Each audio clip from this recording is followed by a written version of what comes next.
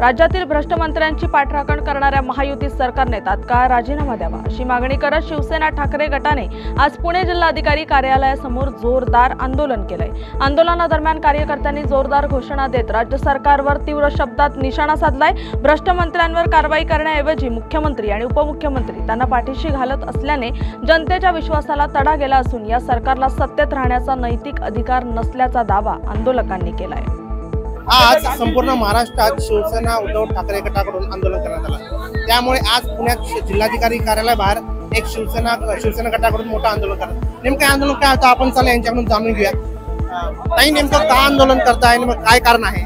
माननीय उद्धव बाळासाहेब ठाकरे यांच्या नेतृत्वाखाली संपूर्ण महाराष्ट्रभर आज हे भ्रष्ट मंत्र्यांच्या विरोधात आंदोलन सुरू आहे। खरं बघायला गेलं तर मतांची चोरी करून आलेलं हे सरकार स्थापन झालेलं आहे। हे महायुतीचं पूर्ण सरकारच भ्रष्ट आहे।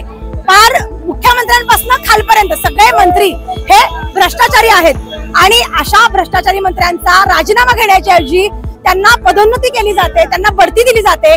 जो कृषी मंत्री सभागृहामध्ये पत्ते खेळत होता त्याला तुम्ही क्रीडा मंत्री केलं, म्हणजे हे महाराष्ट्र सरकार नेमका काय संदेश देत आहे? अशा सगळ्या मंत्र्यांचे राजीनामे घ्यायला हवे होते।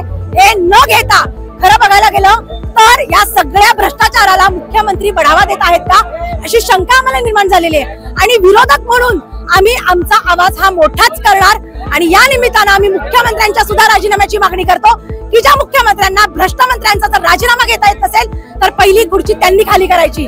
त्यांना काहीच अधिकार नाहीये। शिवसैनिकांनी आपली पत्रिका दिली आहे की या भ्रष्ट मंत्र्यांचे व मुख्यमंत्र्यांचे मुख्यमंत्री राजीनामे द्यावेत। जर राजीनामे दिले नाही तर यापेक्षाही अधिक तीव्र आंदोलन केले जाईल। नेमकं काय पुढे घडतंय हे पाहण्याजोगं राहील। न्यूज अनकट मधून मी दिनेश वडणे, धन्यवाद।